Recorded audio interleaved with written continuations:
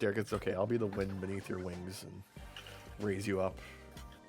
But, it's okay. I'm just feeling a little under the weather. We're going to power through it. I appreciate you, brother. I appreciate you. Hey, at least I'm assuming you watched some AEW. Yes, along with a lot of people from Threads, actually. I made some new friends on Threads with people asking about AEW and what they should watch and like what are the storylines so they know coming in. Shout out to the Sickos Club. Yeah, it was a lot of fun. A lot of shout out to all you on Threads if you're watching. It was fun kind of getting people up to date and getting people real excited about the Hurt Syndicate. What's going on with fucking Hangman? All that good shit, dude. Yeah. So I guess we gotta like take our medicine first, and then we can get excited and talk about AEW today. How about that? Let's get WWE out of the way, because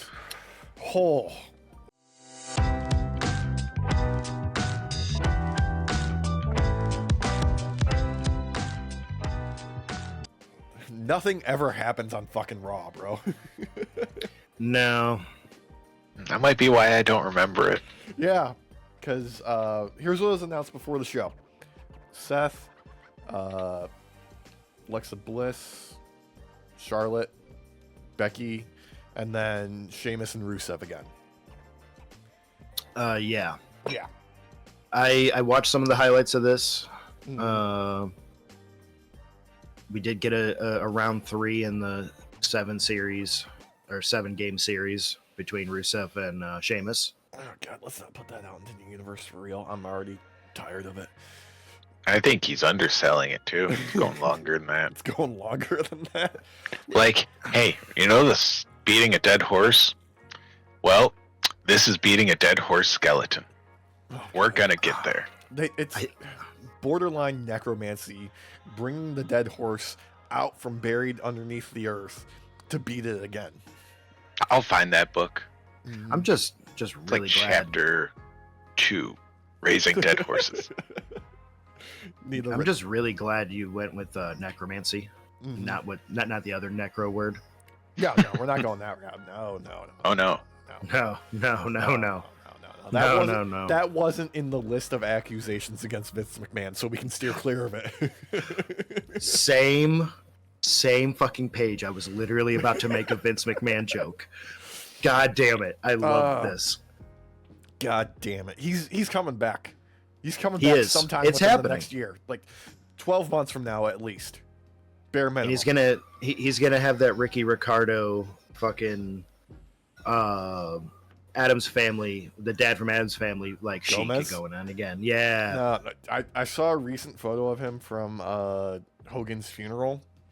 He doesn't currently have the stash, but he does look like a melted wax figurine.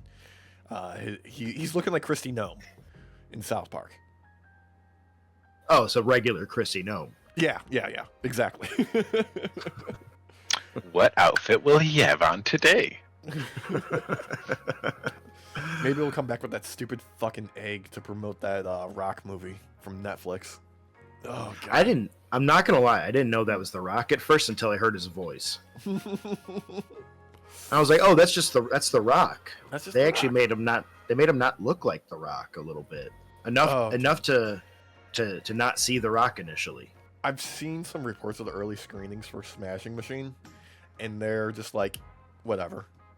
It's just like, okay, it's not exactly the most captivating story, unfortunately, but it's fine. You know what, Alex? That kind of tracks. How captivating was the Rock v Cody Rhodes storyline after like 6 months? Oh, you mean the storyline that they just fucking dropped and we still have zero explanation for his interactions with John Cena and Travis Scott? Because apparently Travis Scott is hard to work with. Who the fucking thought? You know? Who would have thought? The greatest thing about it is all the glazing that they did for Travis Scott during the Unreal series on Netflix, talking about how he had to be involved with the big angle to close out WrestleMania, being in the tight loop of only the handful of people that get to know that John Cena was going to be turning heel, and now he's just gone. He's gone. He's gonna replace my jelly fucking roll. You know what really annoyed me though about that, because we did finish it finally the other day. Yeah. And what really annoyed me was that they did all these great slow-mo shots of like The Rock and John Cena. And then they did a regular ass shot of fucking Travis Scott. Everybody else is moving normal, and he's moving the same pace as the slow-mo shots. Like, it's kind of wild, and it makes more sense why it took 12 fucking minutes for him to get down to the ring. On the upside, they did have that amazing sequence when they're highlighting the Royal Rumble, and they were doing that fucking cut where all the people were overlapping of the eliminations. That was fucking slick. Yeah, that was pretty good. That was good. All right, real quick, just to shit on The Rock one last time. Yeah, of course. Always got time for that. Thank you. Behind the scenes, right before, like the morning of, like before he goes out there to go tell Cena to kill Cody Rhodes, he goes, I think I'm just like, I could do something kind of like this, and he literally does the same exact thing that you see on screen. He had time to fix it and make it look better. You know, do one of these kind of deals. Derek, there was other people involved in that, and nobody told him that looks like shit. Nobody said a word. Oh my god. And also to shit on Triple H real quick. I have never seen that man glaze someone so goddamn hard that they were asking for a second shot in the mouth. Like, at the end of the day, this entire fucking Netflix series is just a vehicle to glaze Triple H. That's Triple H glazing The Rock. Oh, that too. He's got to kiss the ring. He's on the board of directors, Derek, of course. God damn. That I've never seen that man go to his knees so goddamn quickly. Without the knee pads, too. No safety. He just did it. He's a pro at giving sloppy top. I mean, come on. He's had all those years underneath Vince. But God damn. And not only that, they're rewriting shit. I'm sorry. That shit pissed me off. Of course they're rewriting shit. Of course they're rewriting history. They're making meta kayfabe levels now with this shit. That's what's happening. We are just getting new levels of work. The only good thing about that series that actually adds something to it was it humanized some of the wrestlers a little bit more. Charlotte mainly. Yeah, Charlotte, absolutely. Like, it mainly gave you a new perspective of like where her headspace was at that point in time, and made her come across like a real fucking person again. Yeah, like, I mean, you said meta, dude. This is like Quark levels of kayfabe. This is like so minute that your average person's gonna watch this and just think it's all real. Well, yeah, dude, like a regular documentary. People think fucking Love Is Blind is real. They think that fucking Love Island is real. They take that shit at face value. Come on, it's just the way it is now. It's how we do things. Fucking Charlie Kirk doesn't understand the satire of him being made fun of in South Park. That's just what it is. People don't go past the surface. They didn't even like exaggerate him, really. Like, they just did a 1-for-1 of what he does and have Cartman redo it. Dude, it was that was what was so brilliant about it. Yeah, it's like Liam Neeson and Naked Gun. They just played it straight for the absurdity of it. That's how it works. Oh god. Nobody fucking gets it. Speaking of absurdity, though. Yeah, Seth Rollins opened up Raw with his boys. Hey, we finally got a name for this fucking group. It's The Vision. That's it. Weeks of having a name, and we're settling on The Vision. Was that what he meant? Yeah. Oh, He meant that was the name of his group? Yes, that's the name of the group. This is the equivalent of someone who's so full of himself that when they make a band name, they go, Johnny Dick Rocket and the fucking Dick Tinglers. Oh, dude, they got a great song. The French Tickler. That's a great album. Yeah. Oh man, I like Big D and the Kids Table. Yeah, that's legit. That caught me by surprise. I was trying to think of one, and then that one caught me by surprise, and I couldn't rebound that. But yeah, no, he's the visionary. So why wouldn't he name his little goon squad, his little gooner squad, after himself, and be like, we're the Vision. Look, there is one thing working for me in this group, and that is Bronson Reed stealing Roman's shoes every time they jump him. That's the only thing that's working for me in this group. I'm okay with that. Yeah. Otherwise, I'm not gonna lie. This storyline has been pretty stale for me. I feel like WWE fails at storytelling right now, and they're more about the moment shot. Yeah, we talked extensively about that when we were talking about SummerSlam, and Oh, this that's is right, just- we did. Yeah. yeah, this is just adding on to that because the explanation that they gave for Seth cashing in his Money in the Bank briefcase was nothing, absolutely fucking nothing. It still doesn't make any fucking sense why he pretended to be injured. There is zero reason for it. LA Knight tried to fucking lampshade it by saying, I'm going to come out here and I'm going to call you a fucking whatever jabroni ass dickhead for you faked an injury so I wouldn't beat you up, even though you lost the fucking match and you finished it off. And then you just, walked around on crutches for no goddamn reason. It gave you zero advantage because guess what? You didn't even walk to the ring with the fucking contract. You took the crutches and the fucking brace off, giving Punk plenty of time to run away if he wanted to, but baby faces don't do that. I mean, that's just the rules. You know? No. Somebody makes, invisible walls exist in wrestling. I'd have done it. Yeah. I mean, when you see an adversary that looks like a hill to climb to overcome, you can't back down. You gotta face it. Yeah. But Like it's like those samurai in the animes that stand there when the big giant like 12-foot wave comes at them, and instead of like bracing to get pushed by the wave, they cut it in half. like Samurai Jack. Yep. He definitely did that. Physics says no. Physics. Well, that's why I said anime. Yeah. And cartoons, let's be real. But anyway, basically, Adam Pearce is in a funky ass mood and he decides, you know what? Screw it. We're just going to make a match right now for the main event. It's going to be LA Knight versus Seth Rollins for the title. Reed and Breaker are banned from ringside. But not Paul Heyman. He can still be out there. So I have problems. Yeah. Really? Yeah, Walsh, go ahead. Go right ahead. Yeah. Oh no, take it away. I would have been okay with this storyline where LA Knight is going, hey, fuck you for doing this and everything, right? Yeah. If there was some real storytelling prior to the moment of him cashing in, because I'm not against the cash in. No, I'm not not. at all. The execution was dog shit. But the cash in itself, fine. Fine. And it's a good one of those, like, epic moments. Sure. Yeah.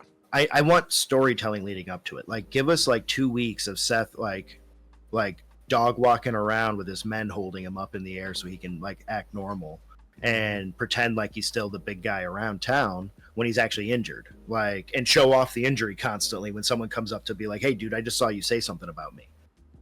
Yeah. Have it make more sense. Like, you lead us into it more. It's only about the moments. And again, LA Knight coming out is another moment. And rightfully so. Like, it's putting LA Knight in the main event scene. At least Which I'm there's okay that. with. There's Yeah. at least that. That's some solace that we fucking get from this dog shit booking. But Yeah, go ahead, Whatever. Walsh, though. You go ahead. I lost my train of thought. Now it's on. Am I wrong, or does LA Knight's outfit need a steampunk hat and it'll be complete? I kind of like that idea a lot. I kind of like that idea, yeah. Put the goggles on there. Yeah. Mm-hmm. Go, like, not full Key and Peele sketch, but close to. Dude, I just want him to do a whole match, not taking off his sunglasses. I want him to go a whole match with those on his fucking face. I want to see if he can do it. I think that'd be such a good fucking moment to just aura farm for him. I feel like he's the type that would super glue them to his head, Yes, so yeah. they would break and still be stuck to his head, flopping around a little bit. I was gonna say, I'm like, he's not the type that's gonna rubber band them on. Like, he's gluing them. Yo, They're being stuck in place. They're never leaving. he's committing to the bit. Oh, God. Speaking He's of gonna be never like, leaving- what's his face from Star Trek? Jordy? Geordi, yeah. Oh, God, I love Next Generation. Obviously, So the good. superior Star Trek series. Anyway, as we alluded to, Sheamus versus Rusev again. Look, it's nothing against these two guys. They're doing good classic WWE style wrestling. It's just I don't give a shit about the two of them at this point. Like, I've been given zero reason to give a shit about Rusev. Sheamus, they have conditioned me at this point to not expect Sheamus to get any big wins or move up the card. You know? I agree completely. Like Yeah. I And feel like this Rusev. fucking thing ended in a double count out. What the fuck? Isn't it still going on right now? We never got a conclusion. They brawled throughout the rest of the show, but we never got a conclusion. Yeah, we're gonna get to Raw, and it's just gonna be they're still going. We're gonna get to fucking Clash in Paris, and they're still gonna be brawling backstage. Somehow they went Boys. through the entire airport. They got on a flight brawling. Boys, Yeah. this is literally what happened with Andrade versus Mello. Yes. We hit a point where they just started brawling. This also happened with Bronson Reed and Braun Strowman, Yeah. where they would just brawl through the entire fucking show. It was fun with those two. But Mello and fucking Andrade, boring as shit. Rusev and fucking Sheamus, boring as shit. Like, don't get me wrong. You have to book Rusev as like the silent grunt, like just fucking meat man.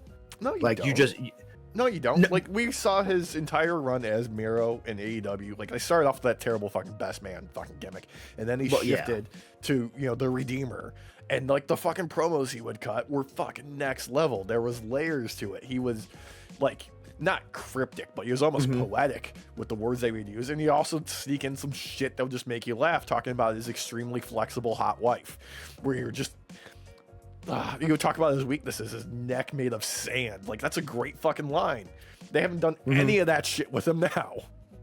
Well, I was gonna say, when you don't care about the wrestler's history, like they just look at him and see a fucking giant meat boy, like, and they're like, okay, that's how we book you, and it's stupid. Because his Miro run, when he got to do his promo work and he just got to have fun with it, dude, some of the best promo work he's ever done in his One life. of the best runs with the TNT title, easily. Yeah, literally.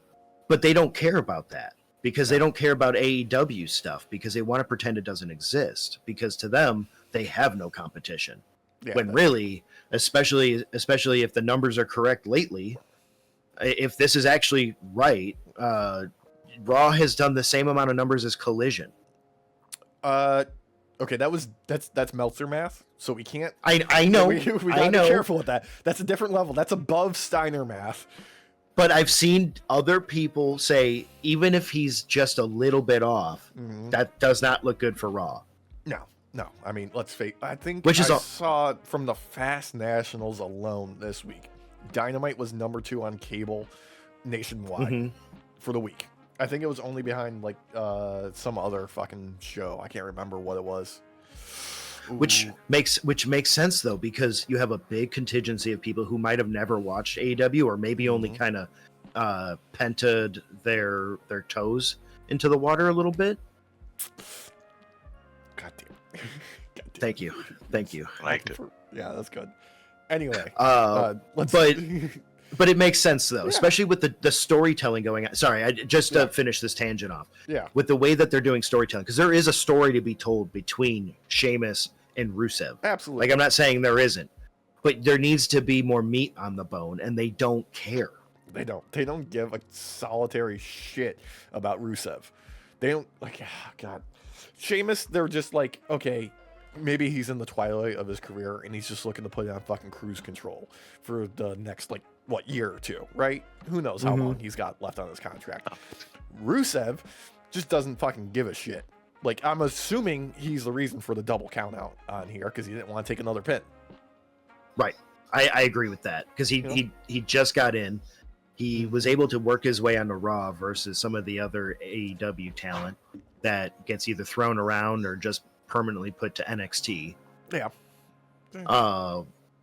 Like, good for him. Like, no fault. Like, he's able to actually push past that little barrier there that WWE puts up. But it's like, fucking book him correctly. This dude is actually good on the mic. Like, he could just with mic work. This whole series between them could be so much more fun. Like, I think the problem is they're not booking Rusev where he should be. And they shouldn't book him where Rusev thinks he should be. Rusev obviously thinks he's a fucking main event star. No, Rusev is a great mid-card heel gatekeeper. Like, he is the villain that you have to get through to move up the card. That's where Rusev needs to be. Like, you've got somebody building up steam that you want to strap a rocket to. They got to work their way up and get through Rusev to move higher up the card. That's the perfect spot for him. He seems like he should be working with Karrion and Cross. Just be like, all right, you two guys cut a promo together talking crap, and then disagree about how you're talking crap, and then hug it out. Yeah, that'd be great, because they're both fucking hilarious, too. Yeah, I was going to say a rivalry between those two would be a lot of fun. As long as Rusev gets to talk. Yeah. Ooh, the first time, just have Karrion keep cutting him off and not letting him talk. He would do it, too. Yeah. Karrion would be so good at it. Yeah. Oh God, I would love that. But at the end of the day, though, like, give us a storyline. Like, give us a reason. Give us something to care about. That's all I'm asking for.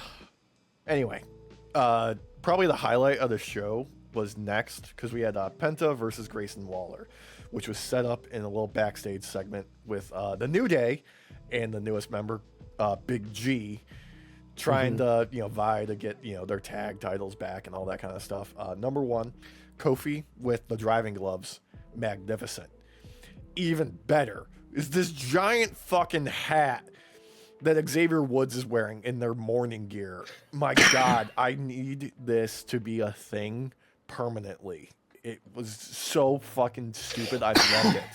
And then of course, they have the actual match, because Waller opened up his mouth, and Pierce was like, I'm in a funny fucking mood, I'm gonna make a match for right now, and you're gonna go up against Penta and all that kind of stuff.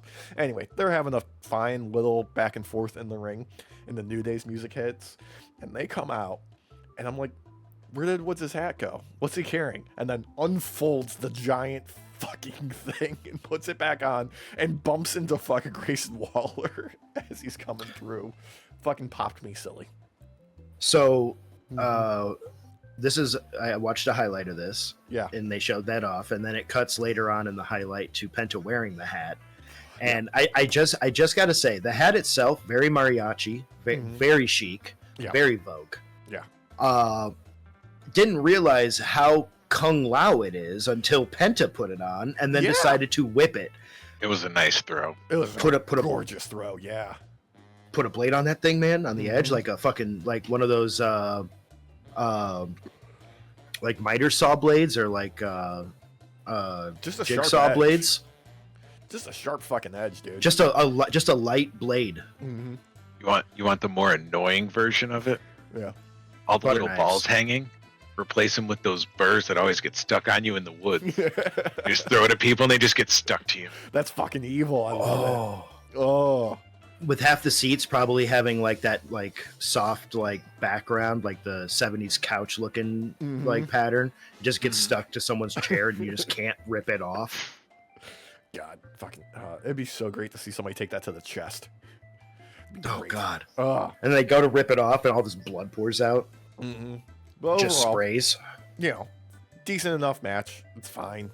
Nothing really crazy to write home about, except for that magnificent fucking hat. Penta still, is Penta. Like, he has lost zero fucking momentum since he came to WWE, even though they haven't really had much to do for him. But he's doing fine. Like, the crowd loves him. How do you not? And it kind of annoys me because, like, him and his brother are guys that you could catapult up the card real easy. Penta more so than Ray, I'll admit. But they're just both great wrestlers, and their crowd work is amazing. Penta especially. Good time to bring them over too. Team them up together and put them against the New Day. Yes, that'd be so great. That's a best of 7 series I could watch. Yeah. Yeah, and like you allow the belts to go back and forth between the two constantly, and then winner of the 7 gets ice cream cake.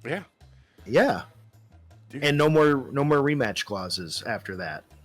Nah, well, you have to establish a couple new tag teams in order to do that, because there are no fucking tag teams on Raw, except for the women's. There's 2.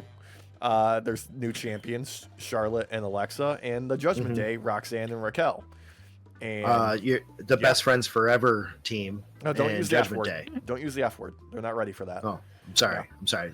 The Best Blank Forever team. Mm-hmm. Mm-hmm. Look, This is only thing you can really say about this is, my God, it's a goddamn miracle that people are cheering for Charlotte Flair. That's exactly what I was gonna say, because Christina was watching this like Tuesday or Wednesday. It was after it aired. Yeah. And I was playing some Zomboid, and I ended up pausing to watch this match. This was a pretty damn good match. Oh yeah. I was surprised again at just how good Charlotte and Alexa work as a tag team. Like, I'm over with that. Like, the women's wrestlers in WWE are literally carrying the brand. Well, yeah, particularly on Raw. Jesus, right now, anything in the mid card is just fucking dog water. But overall, you know, Bliss, Flair retain. They get the win, cement their new, you know, championship run with these belts, and they're having fun. And oh yeah, I can't complain about that. It's just, it's been an adjustment seeing people, you know, cheer for Charlotte. It's it's unusual to me, but they've done a great job of putting her in a position to just be herself in the best way. So she kind of has that reverse that I think like Dom also has, where normally you end up, when you get to play the bad guy, you get to let loose a little bit and have fun with the character, especially like if you were like in a movie. Yeah. Because like playing the hero, you tend to have to play it straight and everything, but the villain, you get to be hammy and all that. Oh, yeah. For Charlotte, this is the reverse. Like, for her, the villain is the normal, and playing the hero is where she gets to be hammy. Yeah. It's kind of fun. I'm not gonna lie. There's a wholesomeness to it that you can't just like manufacture.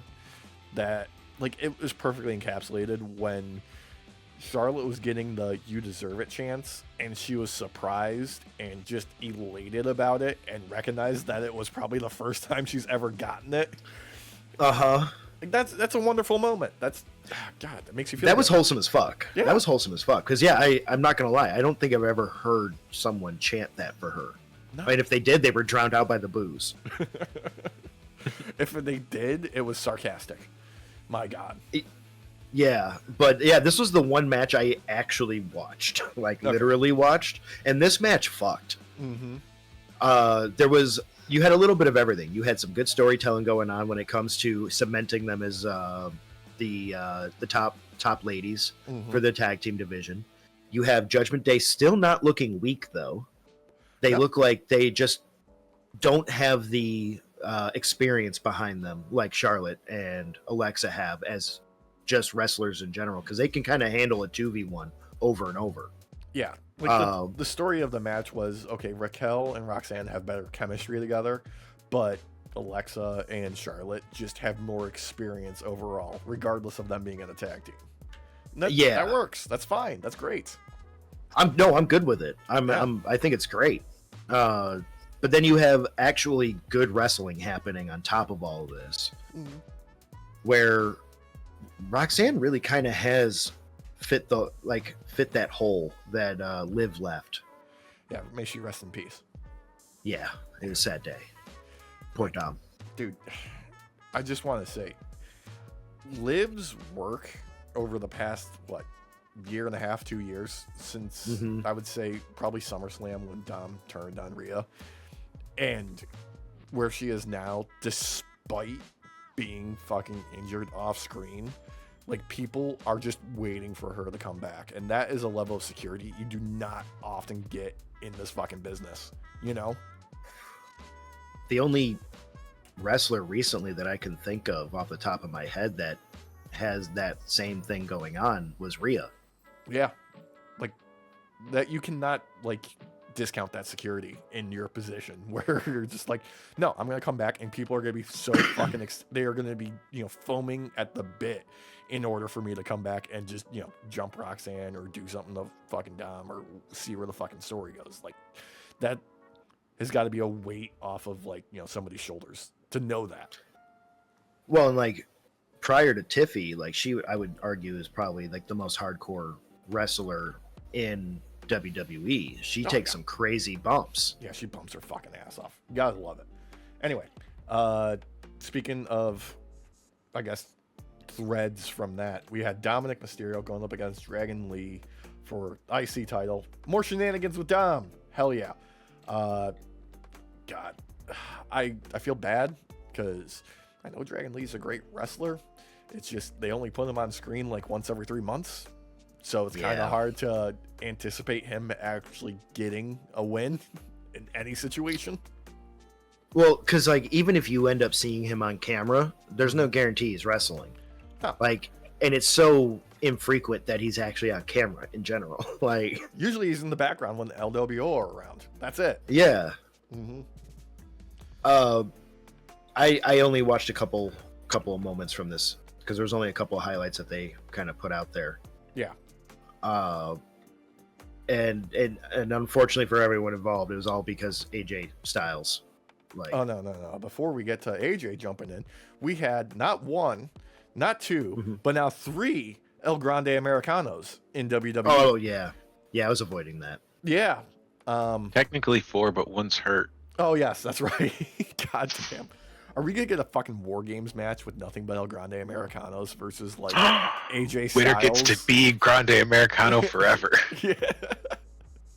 Can it like be the end of the racist like fucking colonizer arc with one of the El Grande Americanos winning and then taking his mask off and we come to realize it's actually fucking Rey Mysterio trying to end this whole arc? God, yeah, like he's got a Rey Mysterio mask on underneath the underneath it. Yeah. Yes. Someone needs to Photoshop like all of them lined up next to each other, arranged by height. So we've got Grande Americano, Venti Americano, Small Americano. No, I can. You only need a Wade Barrett because he is classically trained in wrestlers' nipples. Yeah, nipple analysis. That's his forte. Yeah, he can tell you by the nipples who they actually are. Well, that's how he knows that it's not. 2 of them we've only seen in the tracksuits, so they gotta pop those shirts off. You know, they gotta get them titties out. But we know with at least one of them is not Chad Gable because Wade Barrett says so. Yeah, he knows the nipples at once. What is that? El Grande Americano? No, that's just 3 Chad Gables in a trench coat. What was the gimmick? What was the gimmick? That shitty gimmick he had to do. Shorty G. Shorty G. It's just 3 Shorty G's in a trench coat. But you are right. AJ Styles hit the ring to clear out everything and then keep this run against Dom going. Hopefully we see that Clash at Paris in a stepped up rematch. Some shenanigans. That French crowd loves fucking AJ Styles. They better utilize him. I want more AJ Styles just like sweeping up in the back and like, hey Dom. More fucking Bugs Bunny goddamn disguises, please. Yes. Yes, please. I want this to culminate in Dominic Mysterio winning a match in like a Elmer Fudd style or themed outfit, and then for AJ Styles to come out from under the ring with a ref and take the belt. Yeah. Oh God. What if we get AJ in Roxanne Perez's gear? We just see the back of him and Roxanne Perez, and Dom comes walking around. Just oh God, surprise! Treat like the 20 pulls out a ref championship. Yeah, pulls out a ref. Pins him right there. Oh man, it'd be great. God. Anyway, after that we had Becky come out, do a little celebratory like I'm the best Intercontinental Women's Champion that's ever been, only to be interrupted by Nikki Bella for reasons. This is fine. This is fine. This classic back and forth Barb. It was swinging left and right. Becky threw a bit of a haymaker, referencing John Cena and how Nikki can't see him anymore. Yeah, they never tied the knot. She got that ring, but they never cemented it. So that don't count. Don't count. That's why she used her left hand. Was like, you can't see him anymore. Yeah, not It the was most dirty. exciting prospect, but it's all right. It's fine. I Yeah. don't really care.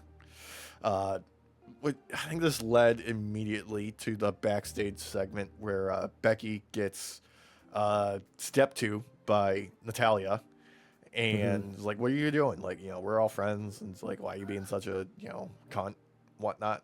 He goes, "I'm gonna give you what for?" She goes, Becky being Becky, he's like, "Oh yeah, no, fine, we can have a match. We'll do it like next week or whatever." She goes, "Oh," Natalia's like, "Yeah, great. I'll see you then." And she says, "I wasn't talking to you. I was talking to her," and points at Maxine, which is just like, "Oh, shit. Okay, I want Maxine to win. yeah, that'd be nice." I want Otis to come back and save her. Yes. Oh yeah. I want her to save Otis. Like Otis comes out to make the save, gets catches like a right hook or something like that, and Maxine like fucking catches him. And bodyguards him out of there. Yes. Yes. Yep. Yes. Okay. Main event: LA Knight, Seth Rollins. Yeah. Simple, back and forth. Decent amount of heat. Fucking crowd loves LA Knight because dude has got fucking Riz for days. And of course, we get shenanigans. This whole fucking show ended in just a massive fucking schmaz. I'm surprised Rusev and Sheamus weren't there brawling with everybody else at the end. Because I was about to ask you. yeah, Those two were the husband and wife couple from the cartoon that turn into like the cloud of smoke, and you just see arms and shit flailing. It's just, yeah. But CM Punk comes out of nowhere from the crowd, attacks Seth for DQ, and then Braun comes running out from the back and just spears the shit out of Punk and Bronson Reed, and all that shit is happening. And Seth is like, "Oh, I'm gonna stand tall because I got my not loss here, so it's all good." And Roman's music hits, and he causes havoc, but he's outnumbered, so he takes a bunch of tsunamis, and Bronson Reed steals his shoes again. Oh, okay. I was about to ask, did he come out shoeless just to make sure they weren't stolen? No. He had shoes on when he came out. Then he got taken out by like 3 tsunamis, and then when he was coming back to, he realized that his shoes were now gone. All right, here's what Roman needs to do. Mm-hmm. Next time, before you put your shoes on, 2 jars of glitter in each shoe. Ooh. So when he goes to take them, glitter all over him. Yeah. Never comes off. Bronson Reed will sparkle for a decade. You know those like Fibonacci lock systems that have like the vial of whatever to kill the paper in the The cryptext. Yeah. Yeah. Do that, but add like super glue so the glitter and the super glue mix and then get everywhere. Mm-hmm. You get that So it hook. never comes off. Yeah, you get that stripper herpes. Yeah. Yeah. Yep. You got to have that like apricot peachy smell that they all wear. Mm-hmm. Somehow build a small, I think it's called a Van de Graaff generator that like builds up the static charge real big. Mm-hmm. It introduces that into every piece of glitter. It'll never come off. You will be like, It's gonna And be as you worse do than that, cling more wrap. somehow gets on. Yep. Oh my! It fucking. Oh my god! It multiplies. Yeah, like bunnies. Oh, what were those little fluff ball monsters that kept multiplying? Oh, Furbies. no, he's talking about Star Trek. Yeah, it's in Star Tribbles. Trek. Tribbles. Tribbles, yeah. Yeah. Oh, I love it. That's terrifying. That's Yeah. terrifying. God, so much more entertaining than this fucking Raw. Yeah. Yeah. Yeah. Oh God, dude, and I don't want to get off track, so I'm just gonna go right into fucking SmackDown because this is another fucking dog shit show. The upside is John Cena's face turn, as non sense making as it is at least working, because he has an energy about him that makes it like work again. Like it's not dragging the show down anymore. He's got a good energy about him because he apparently can't play heel. He's great as a face. goddamn. Okay, this only is working because he set the bar so fucking low for so goddamn long Yep. with all of this bullshit. He should have just stuck to the heel thing. At this point, you might as well, as shitty as it was, like because you want to know why the big reason why? Because then we wouldn't have fucking Brock Lesnar here probably. No, I think you got that reversed. I think he is turned because they wanted to bring Brock back. And Well, funnily enough, in the week of the fallout from SummerSlam, there has been a little bit of back and forth between interviews of who's actually the one responsible for Brock coming back. Because initially, after the show, it was Triple H being like, "Oh no, John wanted him to come back for his last run," and Cena on like a red carpet this week was like, "No, that's just how it is. They deal the cards. I just play them." So, yep, nobody wants to take credit. Everyone's getting thrown under the bus for bringing Brock back. I think I know the real answer. It was everyone. Here's the fun little detail I also learned. This entire time, Brock has been employed by WWE. He has been collecting a check, sitting at home. I've assumed that. Yeah, it was never taken off payroll or suspended. It was probably cheaper to keep him on payroll. Probably. And according to Nick Khan, as long as somebody doesn't have a criminal conviction, he's fine. He don't care. So up until after the court case, Yeah. he's fine. Yeah, exactly. As long as there's not criminal charges, Nick Khan doesn't care. Yeah, this shit right here is literally the reason I didn't watch this week. I know. It took me about 3 attempts to watch SmackDown this week. I'm not gonna lie. Oh, I was not really excited to watch, particularly with the other news this week with the ESPN deal, and WWE PLEs no longer going to be available on Peacock starting March 2026. Those are all going away. It's all going to be behind a new paywall with ESPN. They're launching a new app. I think it's just called ESPN app.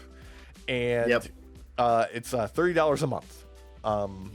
Now, unless you have already existing cable provider or like Hulu Live that has ESPN in there, or you have I think they're going to have a different package bundled with like Hulu, Disney Plus, and the ESPN too.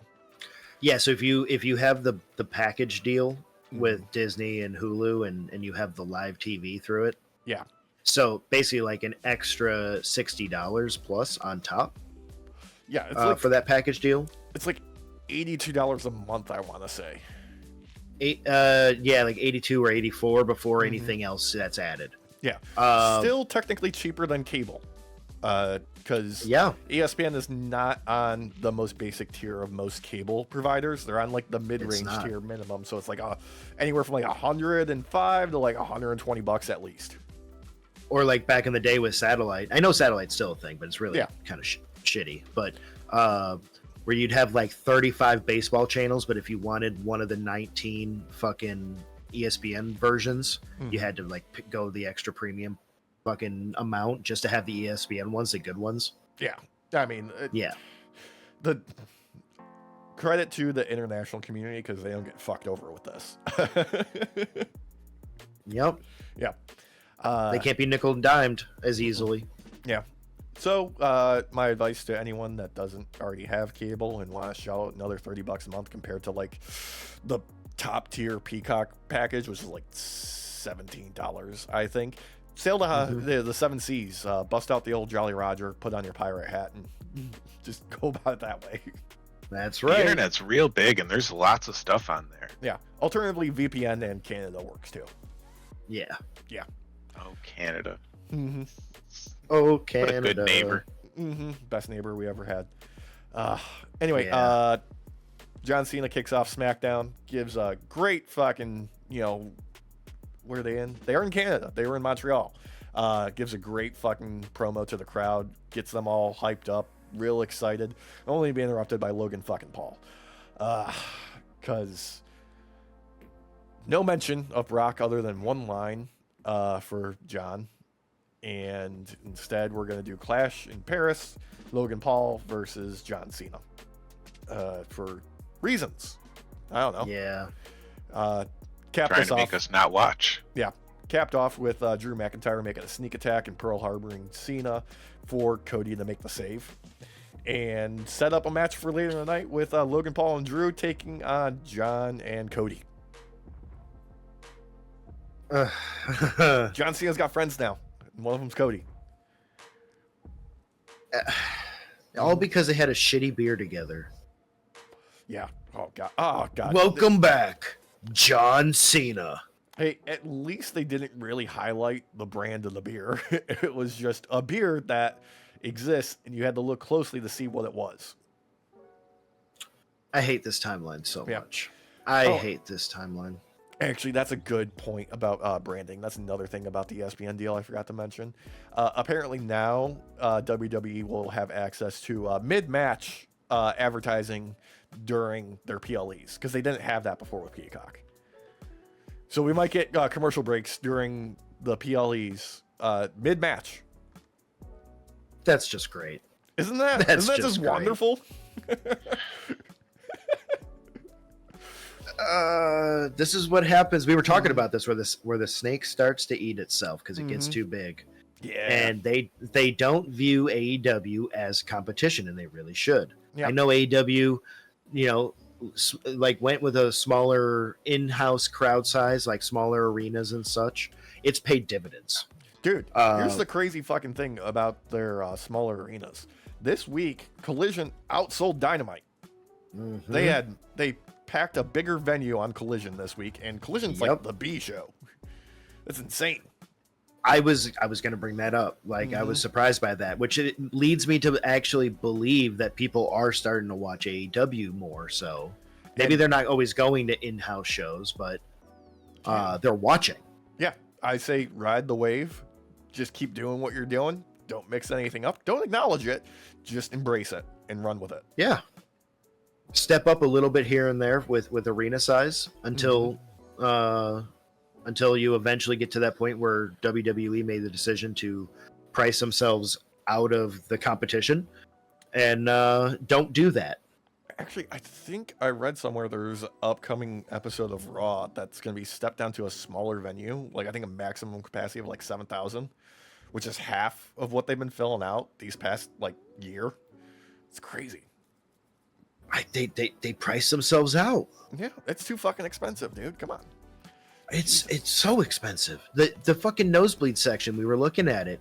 The minimum price for the obstructed view here, was it in September or something when they're coming back here? $210 for obstructed. Obstructed. Yeah, no, dude. Like you'll get a better show sitting at home watching it at TV rather than with binoculars or trying to watch it on the fucking jumbotron. Dude, you can get obstructed floor seats for AEW for like $20. Yeah. Like it's nothing. Like, dude, it's crazy. I just I'm so annoyed by WWE. Oh god. Speaking of annoyed, first match of the night, Motor City Machine Guns taking on JC Mateo and Talatanga for reasons. I think this was set up with Motor City Machine Guns being like, yeah, we took the loss at SummerSlam. We need to get back on the horse, rack up some wins, so we're just going to take on whoever. It's fine. They were all bandaged and beaten up and whatnot, so they had an excuse of why they lost to a choke slam from Talatanga. It's just what it is. I mean, Mateo Lotte Cobb freaks me out when looking at him. So I get uncanny valley when looking at him. Kind of like what happened when we saw 1992 Shawn Michaels have the lazy eye. That's a reference to our 2K25 GM mode series. Whew. That was There's a terrifying stuff. moment. Yeah. God. That was awful. Yeah. But yeah, I don't care about this storyline. There's too many Loas. There's too many. Yeah, they could have been a little bit more creative with the names. That's all we're going to say about that, because I get them all confused. JC's the only one that I could be like, oh, that's who that is. I'm gonna start numbering them. That's probably safer. You probably Like, should. oh, that's number 2. Yeah. Also, why is it my family tree and not just the family tree? Isn't that cleaner? No joke. I've been calling it family wreath for so long. I was about to correct you and be like legitimately be like, no, they call it the family wreath. No, that's my joke. Yeah, that's your joke. Oh, my own headcanon's getting in the way of actual knowledge here. I don't know why. I think because they want to be different, because The Rock kind of sullies everything, so they have to be a little bit off from it. Yeah. And you know what? It's sometimes like great houses split, and then you have a different house that comes out of it that does not recognize the old house, and the whole history of the house just starts right there and then, as if no one else ever existed prior to it. CK2, CK3. Mm-hmm. You gotta marry them off, dude. That's what you gotta do. You gotta build those heirs early. You never know when you're gonna get struck down by like tuberculosis or something. And never accidentally do a matrilineal marriage for your son. No, don't do that. That's a fucking mistake. Anyway, post-match shenanigans, Solo's cutting a promo, and nobody's gonna step to him because he's the greatest U.S. champ of all time. And then Pierce comes out and he's like, "Hey, you know what? I got a great idea. We're in Quebec. Let's bring out a Quebecian wrestler that people love and could probably step to you. And it's fucking Sami goddamn Zayn, getting the crowd fucking electric. My God, they were up for this. I'll say this about the Canadian crowd. Fucking loved this show. They were there for it, and it was probably the best part of it. Match itself, fine. Legitimately, it's just, people love Sami Zayn, and that kind of made the match. Solo getting dog walked for the majority of it, only for there to be a quick pin when Sami Zayn would get a surprise roll up. It's fine. It's good. Nothing really crazy. Probably could build to something, maybe. I don't know. I'd rather have Sami go for world title rather than the US title. I was gonna say the only reason the dog walking, in my opinion, should happen is because Sami Zayn is a top card guy, and Solo's kind of your mid card villain. So it is what it is. It got Sami on TV in front of a hometown crowd. It's rare for WWE to actually give a win for somebody in their hometown. As evidenced by what came after this, we had Charlotte giving a little birthday celebration to Alexa and celebrate their tag title win. Wonderful cake. Said congratulations, Charlotte, on your victory, and happy birthday, Alexa, in tiny little letters underneath that. And then presented her with a new shirt for her Lily doll. It says we're not friends, and her own version of a Lily doll called Charlie to tag team with her. Yeah. Very cute. Nice. Yeah, very adorable. But Chelsea Green comes out to ruin the whole party. These are actions, boys, that we would never do because we're friends. Yeah. The actions that took place there, like giving a birthday cake, giving a doll, giving a shirt for the doll, people who don't like each other do that. Yeah, no. There was a very cute moment where Charlotte also said, "There's one more thing, Alexa. You may hug me," and then she put her arms out like this to embrace a hug. You may hug the queen. It's very cute. It's so anime. Yeah, it is. Very cute. Loved it. But that. All this comes out when Chelsea Green interrupts things and says, "You know what? How about another present? Let's have Charlotte versus Chelsea Green right here, right now." And they immediately go into it after 15 goddamn commercial breaks. Whole thing ends with Chelsea Green attempting to hit the Unprettier on Charlotte into the cake that has been snuck into the ring by the Secret Service, only for Charlotte to turn her around and just face plant Chelsea into the cake and then put her in the figure 8. Yeah, my girl. She lives for the bumps. She does. She really does. It's okay. She's into it. She's fine with it. She consents. Yeah. He's like, I'm getting paid a lot of money to be a fucking shit ass heel. I'll do what you ask of me. That's fine. I'm getting that time on TV. Yeah. You know? And people are going to remember that moment because people love Chelsea. Yeah. So, yeah, I'm here for it. Yeah, it's fine. I'm glad that Chelsea's going to talk to HR, though, because I did see on Threads that she was threatening to go to HR about this. Yeah. Yeah. End of the show, main event. Logan Paul, Drew McIntyre taking on John Cena and Cody Rhodes. Wasn't a lot of time left in the show, so they didn't have much time to do anything. But crowd was here for it. Good shit. For the majority of it until Cena's got the other, like the upper hand, and Logan Paul just hoofs him in the balls for the DQ. And then they brawled to the back. I was imagining like Rusev and Sheamus would be back there brawling too, but we never follow up on it. Instead, we had Drew throwing the beat down on Cody.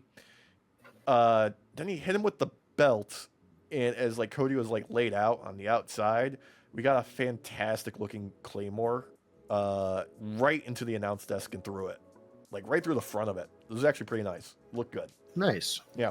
And that took us off the show.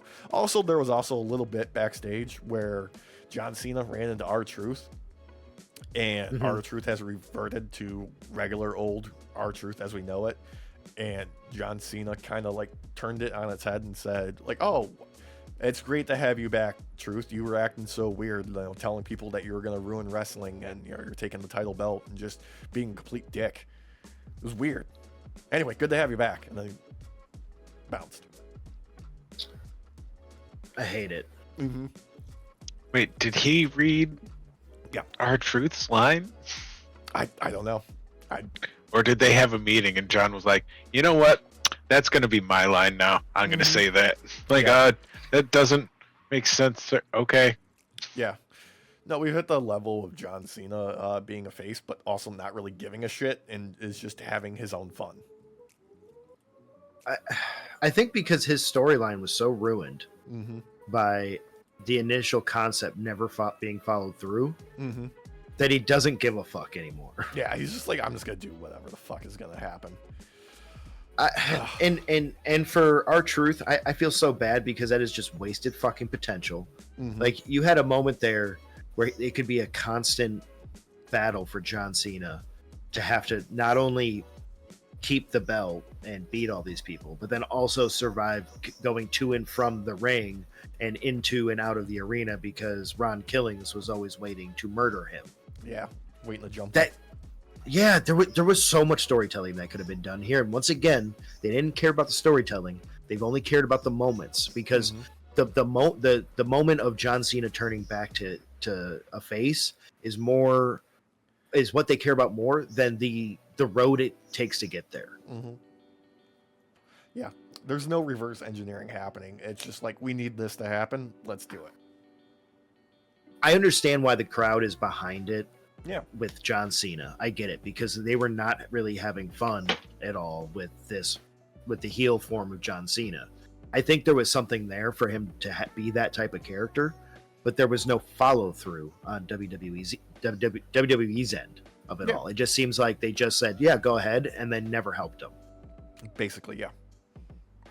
So it's bullshit, is what it is. It's bullshit. Yeah. Anyway, let's talk about something a little bit more affirming and move on to Dynamite this week, which opened up with Speedball Mike Bailey taking on Moxley in the opening match in just we're going to beat the piss out of each other in a unique matchup because they have one of the most conflicting styles of wrestling that you could pair together, I think. Still a really good fucking match though. I did enjoy the idea of Mox being overwhelmed by Speedball, which makes sense. He's very fast, and those kicks look devastating. Yep. And he did a million of them right off the bat, basically. But Mox is like that mean bruiser type, so he's gonna eventually realize he can take the hits and work his way through your offense. Because unfortunately for Speedball, his size does work against him with Mox. Yeah. Mox is one of those guys that is just great as just being like a bruiser. You know, just like he's not gonna dodge so much as he's just gonna tank hits and then fire back. Yeah, I did enjoy this match a lot.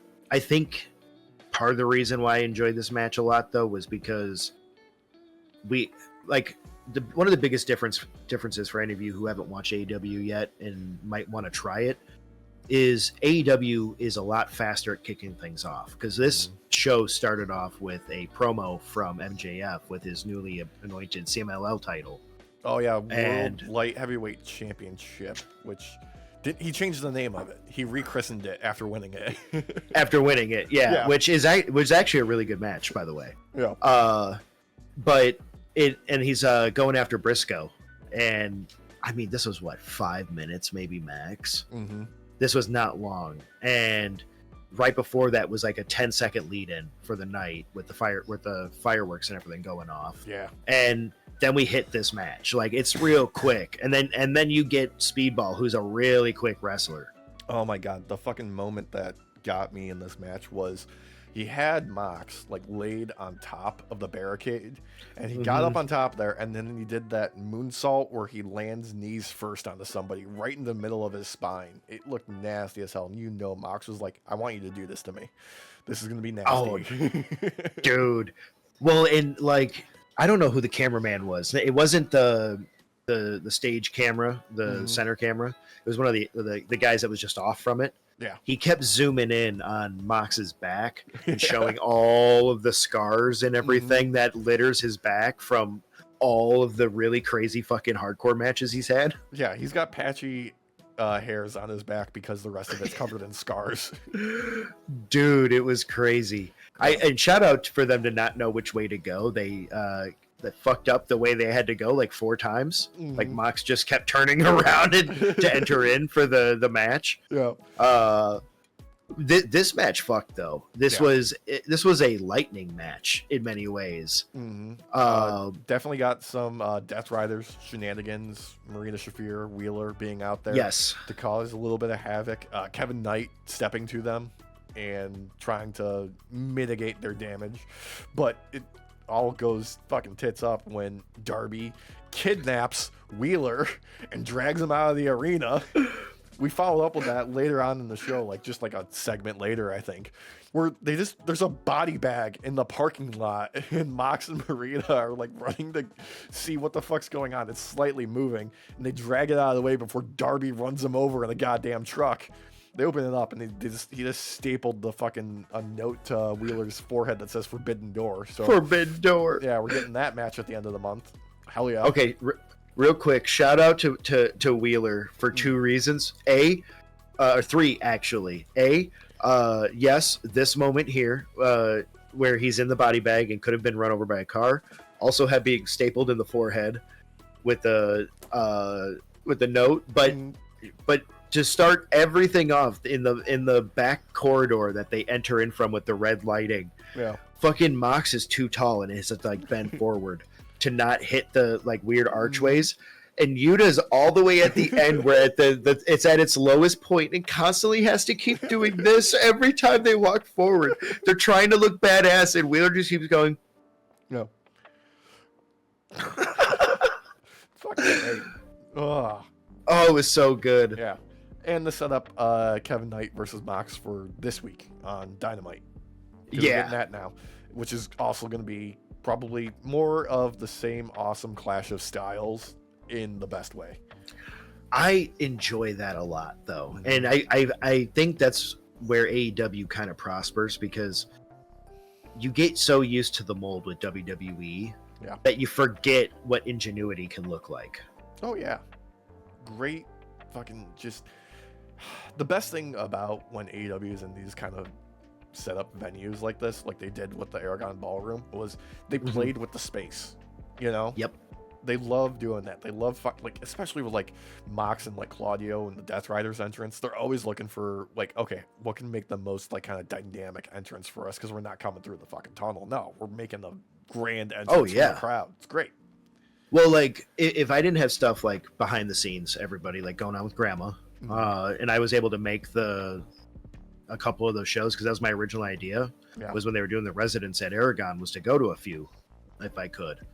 and I wish I did, because goddamn, that was like the most stage play I've ever seen wrestling be. Yeah, like it's up there with like the Hammerstein, the Hammerstein ballroom, like that. It's got a good vibe. Oh, dude, and it also gave me like Muppets vibes, like with everybody being, dude, yeah, yep, I loved it. You got all these jobbers coming in, fucking taking up space. They want their own dressing room and shit.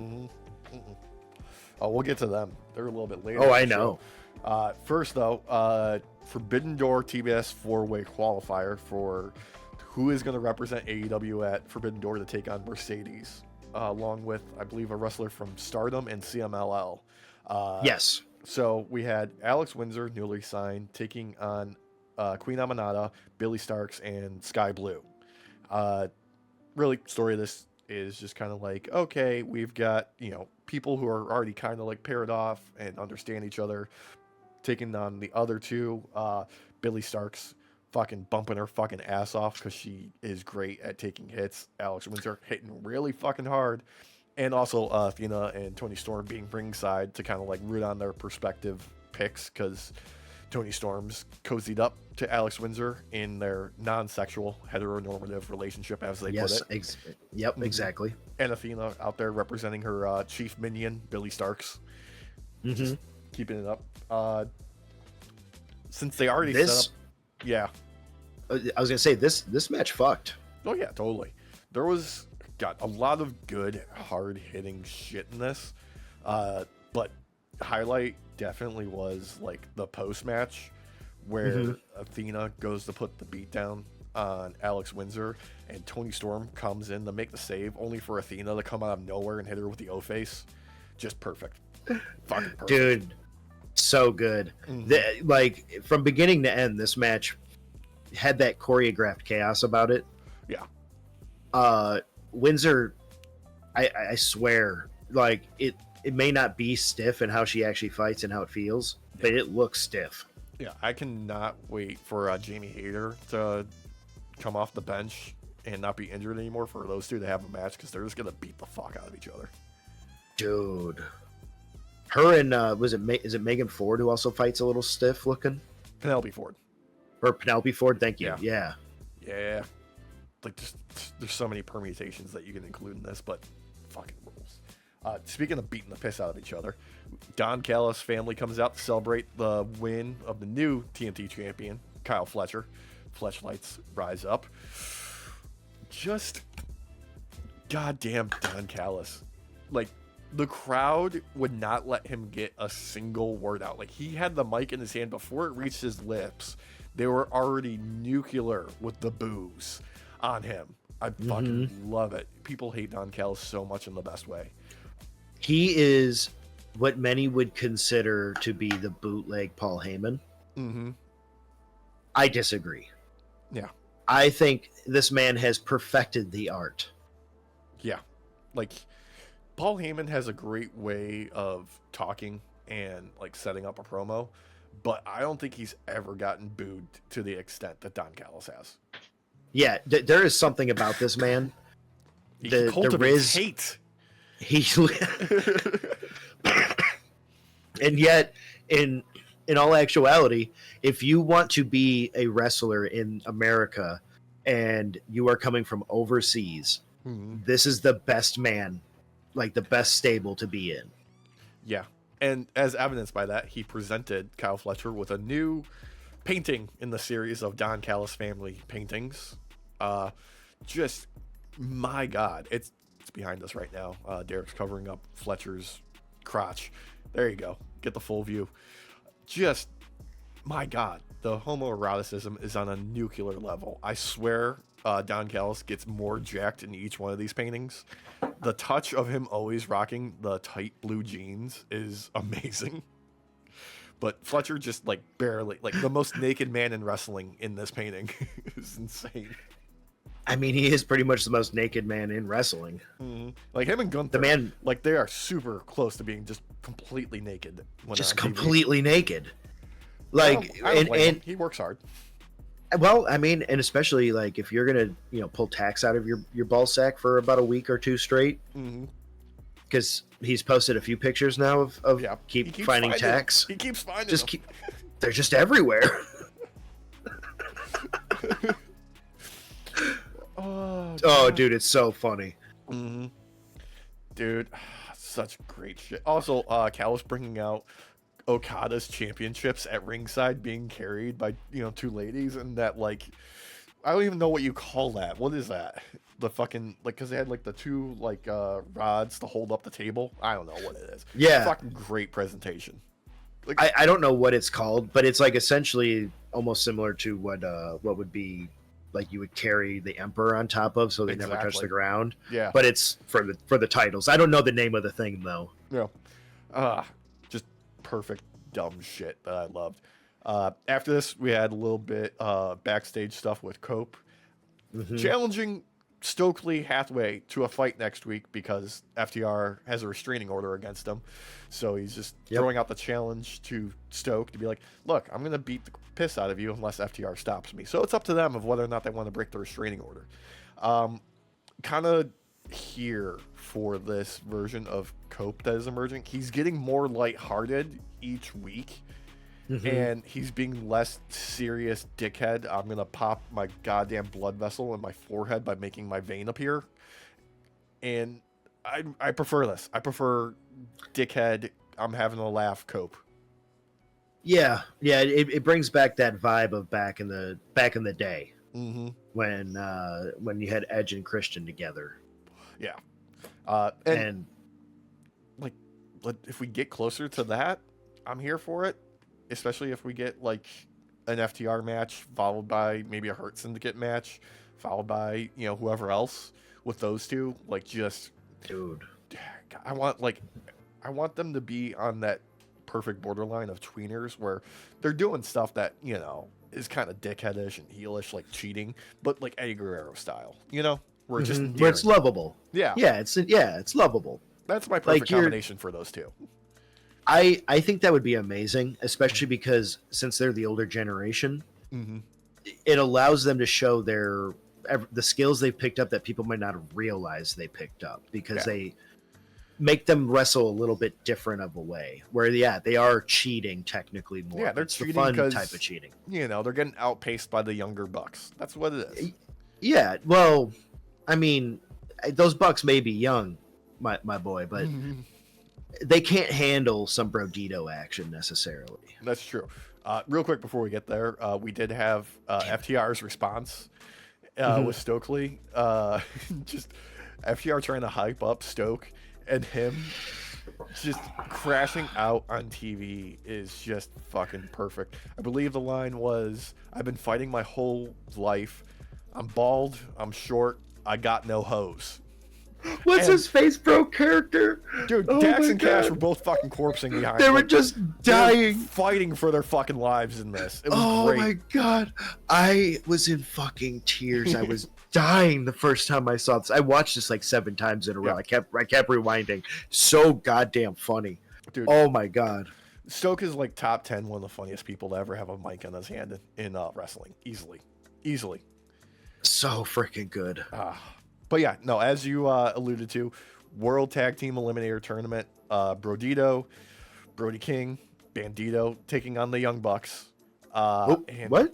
Yeah, I'm sorry. Initially Young Bucks, but then it was revealed by a title card. It's actually Max and Jeremy Buck, Generation Me from TNA. Thank you. I hope they maintain the creativity of them getting shit on by the production team and everybody else at AEW. Justin Roberts introducing them verbatim of the email that they sent him about their last week's introduction, including saying the word exclamation point and insisting on, "You need to introduce us properly!" Exclamation point. Just tell people where we are from. Just getting out of Dodge immediately afterwards. And the shitty little pyro. That was mistimed. Yep, yeah. I fucking love this. This is the type of shit that got me into AEW initially. Was like the Young Bucks just having fun with it and saying just fuck it. We're back to that. Yeah, but in a new way. Yeah, they are rejuvenated in the best way. As long as they keep having ideas for this, I want them to keep fucking running with it. It's so meta in all the correct ways where you're not pulling some weird shit like WWE's been doing where you got to pay attention to 17 different shows. Yeah. Just knowing enough about the Young Bucks and where they've come from with AEW and taking it to where it is. Yeah. Like this makes this is so perfect of a timing to be shitting on them. Yeah. And then on top of which, fucking putting on a barn burner of a fucking match. Dude, like, this match fucked. Certified banger. My God. Brodito, magic chemistry together. These two for real fucking awesome, and like I understand why they strapped a rocket to him. Buddy Matthews, I believe, recently announced he has to go undergo surgery for his ankles. Physical therapy ain't cutting it. He's got to go under a knife, so he's probably gonna be out for a while longer. As a consolation prize, putting Brody King with Bandito is fucking gold. These two rock. This was not something I expected to be as fuckable as it is. Mm-hmm. Yeah. These two together is a match made in heaven. Yeah, it's greased up, ready to go. Like no reason. It's insane. Mm-hmm. And then you pair them up with formerly the EVP Young Bucks. Mm-hmm. Also, love the touch of them going for the no longer EVP trigger because they still haven't decided on a name, and them bantering back and forth only for like it to take too long, and Bandito being like, all right, no, fuck this, I'm out. Turning it around on them was perfect. So fucking good. So fucking good. Like you put these two teams up to get against each other, and like this was, you say barn burner, this was like Chicago Fire levels of a match. Yeah, this fucked. Yeah. Cap it all off, Brodito getting the win off that monkey flip 450 that looks like it breaks fucking physics.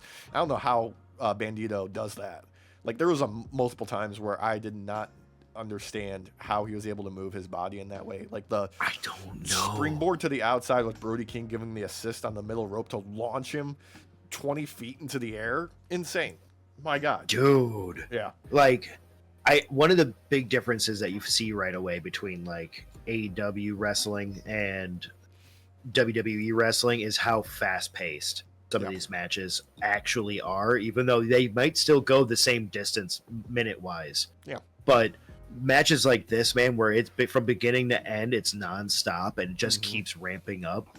So goddamn good. And with like a team like the Young Bucks, who are really good at fucking helping assist, take bumps and everything. Yeah. When to do this type of craziness, this was the best match.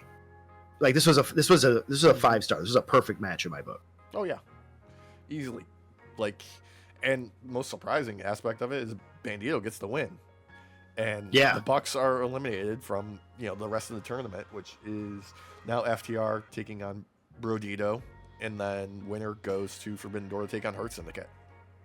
Well, and I like there was multiple times in this match where it looked like Bandito was gonna just put it away. Mm-hmm. What was it? The X knee and the 21 plex. Yeah. And it just shows like how well Matt and Nick work together, being able to break it up still and still keep the fight going and not have it look like they're just overpowering Brodito. It's just that their expertise with working together, they just meld really well, even though they're not EVPs anymore. Yeah, no, they're still one of the greatest tag teams of all time. You can't take it away from them. It's just what it is. Like, they've perfected the fucking art of it. Anyway, after this, we had Renee interviewing Swerve at ringside, given just like the most conviction in a promo that you could buy. Like he's taking on Okada at Forbidden Door, and just great fucking setup. I was not expecting to be kind of like, this is what we're doing with Swerve and still being here for it, but like they're making it fucking matter. So this is what Gunther v Punk needed. Yeah. It needed that little bit extra oomph behind it. I feel like this was it. This didn't need to be anything super crazy or special, but it needed to remind everybody of the match coming up, and in a way that adds that kernel of doubt to who will walk away with the victory. Yeah, and Swerve had a great fucking line in this where he was talking about, Okada being, a once in a generation, like once in 1,000 years wrestler, and he's like, yeah, but I'm Swerve. There ain't never been anybody like me. There won't ever be anybody else like me. Like, I'm one of one. And, you gotta believe him. I'm Yeah. like, that man has proven time and time again when down and out, whatever sort of obstacle be in his way, he's a zombie type. He just keeps fucking going. Yeah, and he's the fucking coolest motherfucker in the game. It's just what it is. You can lay that man out with a power bomb onto a cinder block, Walsh, and he will get back up. Mm-hmm. Yeah. And after that, we had continuing on with the story of the show, MJF meeting up with MVP, trying to get on the same page, and then MVP gives him his third thumbs down. Just really driving it in there. Honestly, it feels kind of obvious that like this is just all a ruse on the Hurt Syndicate's part for MJF to get an advantage on Hangman, but they're leaning into it. It's fine. I'm still having fun with it. I mean, MJF is like he very much likes to play the clown with these guys, and I'm here for it. So, and he's a details guy. It's great. Yeah. And, well, I mean, the way he needles an opponent, like he's done with Mark over the past few weeks, going after his brother and everything. Obviously, Mark has given the okay for this. Yeah. But MJF has always kind of had a way to make things sting real good, even though hearing it at first, you're just like, oh God. Yeah. But then he's you think a details guy. Then you think about the details of what he said. You're like, oh God, this is way meaner than I actually realized. Yeah. Also, there was a great bit by MVP being like, look, I hope you don't win and get that world title off of Hangman, because then Bobby's coming for you. And just being like, I didn't know. Okay, we're getting that. That's a fun fucking tease if that's the direction they go. That's what I'd like to see. The Hurt Syndicate is like the first team in a while that I am completely behind, no matter what their actions are. Yeah. No, there's no denying them. They're amazing. It's fucking great. And I expect betrayal like that. If MJF were to take the belts or the belt off of Hangman, I would expect Bobby to immediately issue a challenge. Yeah, and it fucking would rule. Okay, leading up to main event, MJF versus Mark Briscoe had a bit of recap, we could say, with probably one of my favorite lines of the year from Mark Briscoe, saying that he's made peace with he'll never see his brother again, because he is going to murder MJF and feel zero remorse. So he knows he's going to hell. He's going to drag him with him. Yeah. And goddamn, just a bloody fucking beatdown between the two of these guys. And it's fucking great. Fucking great fucking grudge match, dude. This was a lot of back and forth. And this is a big reminder that MJF, even though yes, he uses his brains a lot more than your average wrestler, he can very much go toe to toe and just be a meat boy and stand up to a Briscoe type who is all meat and can handle whatever you throw at him. Yeah. Story of the match was Mark Briscoe trying to get the froggy bow and MJF just dodging it or getting out of the way before he can get to it. God, there was a lot of like outside the ring play here with like MJF like walking through the crowd, like throwing some fan's hat at Mark Briscoe to get him off his back. There's a table set up early on in the match, so long so that you forget about it by the time that MJF is laid out on top of it. And Mark Briscoe goes through that fucking table like you would not believe. The exploding debris that came off of that shit was insane. One of the best fucking table fucking spots of the year, easily. Oh God, yeah. Seriously. Yeah. I mean, this match was amazing. You had the ring incident, cutting open Briscoe. I mean, he's bladed so many times that a paper cut will start gushing. It's thin there. But it fucking looks good every goddamn time. Like they had one of the best count out teases too, because Briscoe, after going through the table, is laid out there, and MJF like crawls back into the ring and is like, count him out. And I forgot who the ref was, but he gets up to like 8.5, and Mark Briscoe is like making his way back, and then falls backwards on his ass through the table again, only to get up just before the 10 count, and MJF like immediately intercepts him and hits him with the heat seeker. Yeah, I was gonna say gets him right the moment he comes in. Fucking ruled. Yeah, this goddamn. And we had Adam Page come in though, and basically break up the brawl a little bit. Yeah, makes the save because at the finish is MJF gets the pin. The ref, I think it was Bryce. I think it was Bryce was the ref. Bryce doesn't see that Mark Briscoe has his foot on the rope, and when Bryce makes the call that the match is over, MJF spots it, immediately realizes I've got to do something before somebody does anything, and starts to beat down Mark Briscoe immediately. And like, he busts out like the dynamite diamond ring so he can just like beat the piss out of him, and Hangman comes to make the save. Yeah, and it sets up Forbidden Door real nicely. Again, storytelling. Like the details matter. And I now theory crafting, I personally don't think MJF is going to take the belt off of Page. It could happen though, because the doubt is still there. I'm not saying it's not. I'm not like 100%. Yeah. But overall, it's enough seeded doubt to where it makes sense story writing wise right now, where MJF could take the belt. He's on this streak already at the moment. Page is brand new to having the belt again right now. It's a brand new reign, so it doesn't mean that it's very secure in its foundations. What's intelligent about it too is there's that more than 1% seed of doubt, because MJF is working to get a title shot and then keep that contract in his back pocket to execute for another match.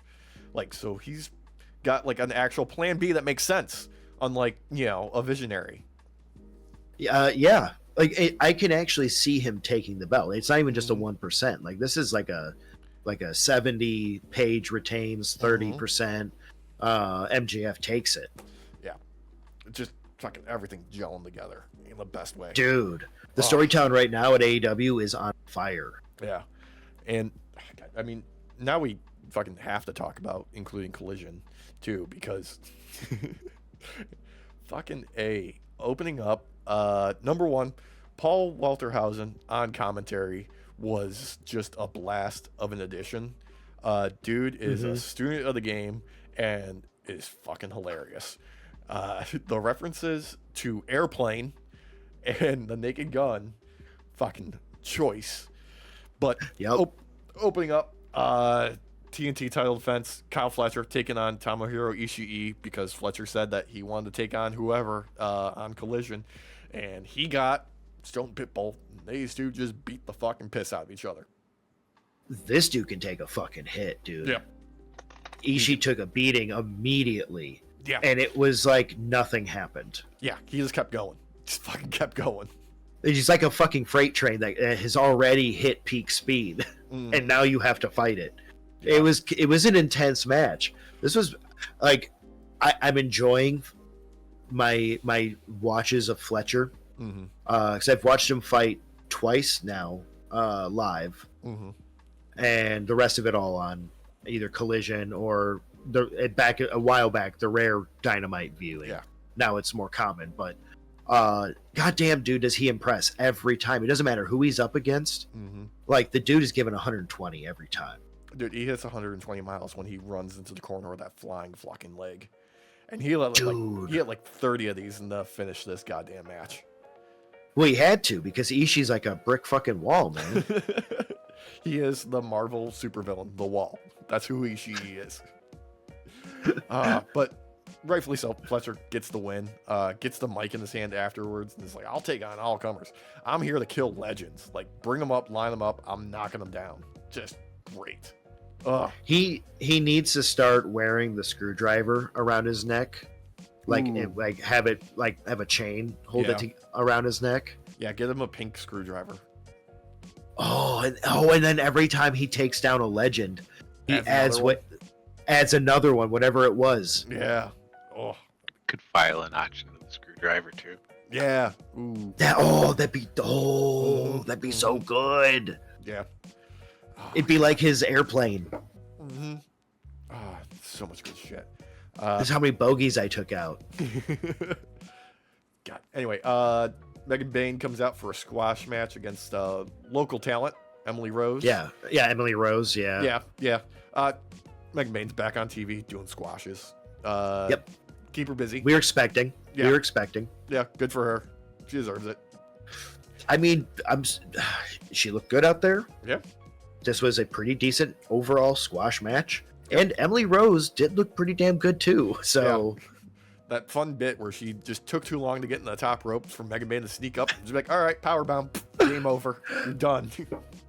I loved how obvious it was. It was hilarious. That was great. Oh, God. Anyway, after that, we had Ricochet, Gates of Agony, just beating the piss out of people backstage because this is AEW. We do crimes. Yeah, we hurt people. Yeah, just looking to start shit with people.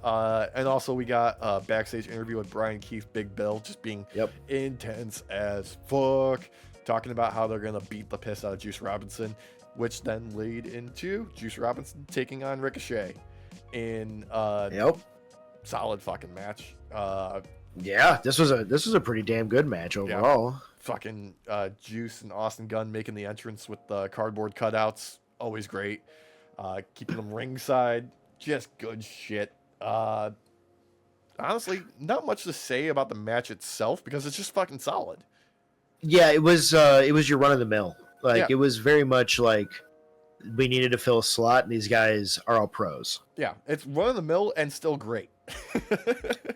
Yeah, I mean, because you have Ricochet. He's the clown type. He's got to have fun with it. Mm-hmm. He gets to wiggle around with all that and play around with his character. Yeah. And Juice Robinson, he's like a great solid guy to go up against. Yeah. I'm still wondering if they're gonna figure out what they're doing with Juice. It's a nice sign that he's growing the beard back because him being clean shaven is uncanny valley. Makes me uncomfortable. Yeah, it's like if Drew McIntyre now were to shave, but have his baby face look he had back in the day still. Oh God, when he was dashing or handsome. No, McIntyre. Whatever. That was Cody. He was like, oh God, something like the future or something like that. I don't remember something. It was something terrible. It was something terrible that just buried him because he was too young for it. Just chosen to take licks from WWE and go back for more. Yeah, but end of the match, Brian Keith, Big Bill come out. Big Bill just hits a big boot to Juice, and Ricochet picks up the win. Good, solid, classic. Yeah. And I mean, it sets it up for more. I feel like this could be a fun rivalry for Juice to get propelled back up again because he was out for a minute. Yeah, he's fucking great. Yeah, and Ricochet's a good one to go up against. Fucking talented. FTR take on some more local talent, except it's a trios match, so it's Dax, Cash, and Stoke in trios action against some local guys. And God, fucking Stoke fucking popped me silly in this match because he gets tagged in when they have the advantage, and he's doing a good job of like, I'm gonna throw some punches, and then the dude gets up on his feet, puts his hands on him, and he just flails to the back corner to tag back out. You forgot to mention though, he's no longer injured, Alex. Oh yeah, no, he was he pulled a Seth freaking Rollins and dropped the crutches. Yes, he did. There was more setup, let's be real. Yeah, it was. Yeah. We never had setup for Seth having crutches until we got to see him with a fucking briefcase again for the first time, about to cash in. No, come on. We saw that on social media because some fan recorded it. Yeah, meta kayfabe. Meta kayfabe that most people don't see. Yeah. God damn. But no, this was just fun. This was fun. Silliness. And this was a squash match for sure. It was It just Stoke over as a fucking shit ass heel. It was a good time. I enjoyed this match a lot. Oh yeah, you can't not love it. Hauser was like, all these jobbers look like youth coaches. Yeah, he was fucking great on commentary this whole goddamn show. Fuck. He was like, God damn. During the fucking the Juice and Ricochet match, and like one of the cardboard cutouts takes a hit, and he's just like, I think we only have one of those. You guys got to be careful. You got to be careful with that. Yeah. Fucking great. God damn it. Collision's just a fun time. It's like literal, like, nobody gives a shit because we're on the late slot right now. It's like classic Deep South wrestling. That's what it is. Yeah. Like we're having fun. We're having fun, guys. Speaking of fun, Hechicero, AR Fox, because they're building up the match for next week, which is Hechicero, Nigel McGuinness, Lee Moriarty, and Daniel Garcia, because the winner of that gets a title shot at Zack Sabre Jr. at Forbidden Door. Yes. Yeah. But we have to build a match. Yeah. Yeah, we have to throw over how good Hechicero is, though, just in case anyone doesn't realize. No, the Alchemist is unmatched, and AR Fox is dope as shit. Yeah, he had that huge dive over the top rope, which is really fun. I mean, they work really well together. I don't know what to say. Like, this was a very average run of the mill match, and sure, it made Hechicero look the better because he won. So, look, AR Fox is still reeling from fucking up the last time they were in Europe, and he wasn't able to travel there. Okay, he's got to pay his dues still. Yeah, he's got to take his licks. You have to. Oh god. Anyway, surprise, we got a second women's match on Collision. Triangle Madness making their debut against Will Nightingale, Queen Aminata, and Tay Mello. Just fucking chaos. Just fucking chaos in this. I don't know what else you can say about it. It's fucking chaos. This was insane. I mean, you're always going to get a huge pop because you have Willow Nightingale coming on the screen. Yeah, you cannot not love Willow Nightingale. She's just the best. And her and Queen Aminata and Tay Mello, they work really well together. Yeah, because they all hit real fucking hard. Yeah, they have stiff hits. But then so does like Tekla. She fucking runs like a goddamn freight train despite being like 5'0" nothing. I know, she looks like what Krillin thought he could be. Derek, put some respect on our boy's name. He is still like the strongest human. I mean, sure, yeah. That doesn't mean shit when you got fucking Namekians and fucking Saiyans, but exactly. And androids, Jesus. And she's not even at 100% power, Alex. I know, it's insane. But with a name like Thekla, you already know she's gonna beat Krillin. Oh god, end of the day, he's a sub. Yeah. God damn it. Jesus. Oh god, the only reason he was working the fucking tournaments was for the cash prize money, because he's a goddamn pay pig. That's what he is. Yep. Yeah. Yep. That's right. That's what it is. Oh god.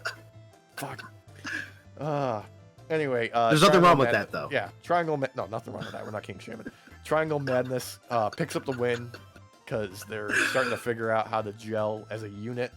Not a fan of the name, but it's not the worst I've heard. It's better than Pure Fusion Collective. Yeah. I'm not really into the name. I'm not gonna. Yeah. But the three work really well together, and they work better together than Pure Fusion Collective did. Yeah, so sadly, yeah. Oh. Though Shayna Baszler, you're out there. You're doing stuff on social media, showing off your skills in training people jiu-jitsu and everything. And you need to, I don't know, sign up with AEW. They need another powerhouse. Yeah. She can do a lot of things, but she'll figure it out. She's got more in the tank. I feel it. Oh, I feel it too, and I want to see her on screen again. Yeah. Anyway, we get backstage promo from Max Caster to hype up his upcoming Who Can Survive the Best Wrestler Alive 5-minute challenge. backstage, and he starts leading the chant by doing the claps with the push-ups. Like, let's go, Max. You're the best. And then he just keeps hyping himself up more and more until he grabs like a random fucking giant nutcracker and he's like shaking its arm and just going fucking insane back there. Anyway, we catch up to him in the ring and he learns his surprise competitor. It's fucking Shibata. And Shibata just kicks the shit out of him in like 2 minutes. Just fucking manhandles him. My God. He bumped his fucking ass off in the best way. It was great. I love this character, dude. It's so much fun. He's the greatest wrestler alive. Yeah, he's got the trademark from the U.S. Patent Office to prove it. Yep. He's got the best chant. He's got the best name. Yep. He's got the best tights. Yep. Every day, Walsh, the tassels get longer and the chant gets longer. Yeah. And more people are getting better at doing the chant. It's insane that it got fucking over. I can't believe it. I've been hyping it up now for like a year. I know, it's great. Like the fucking crowd's behind it. It's working. It's perfect. It's so stupid, but it works so good because it's like taking the piss on normal chants. Yeah. Like, because there is no true, real good beat to it technically. No. Like the syllables are off, the counts off. It's all great. It's all a mess, but that's why it's beautiful. Yeah. Oh god. Main event time, trios match. Hangman Page and Jet Speed taking on LFI and just fucking rocking it. Just fucking rocking it. Walsh, can you guess who won? Neither. Disqualification. The fans won. Yeah, the fans won. And Hangman and Jet Speed, because fucking Hangman at one point in this match was straight up just taking on all 3 members of LFI by himself. Which is to be expected, in my opinion. He's the champ. He needs to be the powerhouse. Yeah. But it's like when you're playing Marvel versus Capcom and you just pick like all the Magnetos. Yeah. Just you're just OP. everything. Yeah. Yeah. Oh god. Just solid fucking shenanigans. This was fun. And this one was just fun. Like most of this show was completely inconsequential in the best way. Like this was just we're having matches to put on a good fucking show. We're seeding some stories. We're making some small developments here and there. But the main point is like, let's just give these people a good fucking show. Yeah, I've always taken Collision as like, we're on the late slot. We're on the weird slot. So we're just going to have a good time with it. And I feel like that's paying off dividends right now. Yeah. Like, it doesn't have to be complicated, surprisingly. I didn't expect that, but it's fucking great. And surprisingly, like, you know, I don't miss Rampage. I don't either. Or After Dark. And I used to love After Dark. Oh, I still miss that occasionally. You know? I mean, yeah. It was nice to be able to watch a full entire show on YouTube. Yeah. This is good stuff. Which I believe the upcoming Triple Mania is going to be on YouTube as well. Oh, fun. Yeah, so we can watch, Dom get a sneaky win for the triple, was it the Mega Champion from AAA? Yeah. And bring it to America. Mm-hmm. Bring it up north of the border. God damn it. Yeah. But one last bit of news we're obviously getting worked. As of right now, Karrion Kross and Scarlett, their contracts have expired and they've been moved to the alumni section of WWE. Walsh, that's okay? A work. Yeah, so much for him working with Lucifer. While I'm not gonna lie, I could believe them being like, "We're just done with you."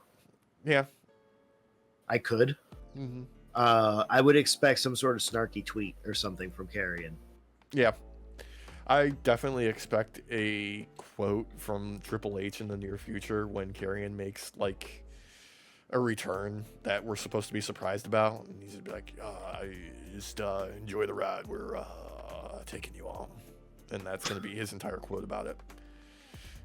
he's Don't believe He's gonna be everything you read online. He's not wrong. Mm-hmm. yeah, John Cena wanted this. Mm-hmm. It wasn't my fault, I swear. And then he spits the I was water too- into the air. It's not water anymore, Alex. It's the Rock's semen. Oh, just the rocks? Well, the entire TKO board. Yeah, I was gonna say, and probably the administration of the United States a little bit too. Well, yeah, after you get past the diaper. Mm-hmm. Oh my god! And the dog killer.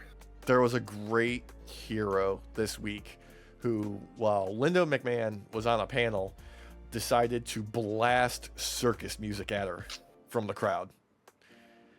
And I salute you, sir. You are doing God's work. She can't even be mad. No. She comes from wrestling.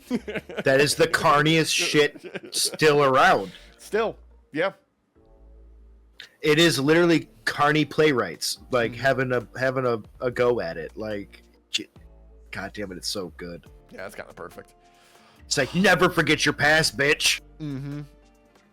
We won't forget it. People don't forget. Never.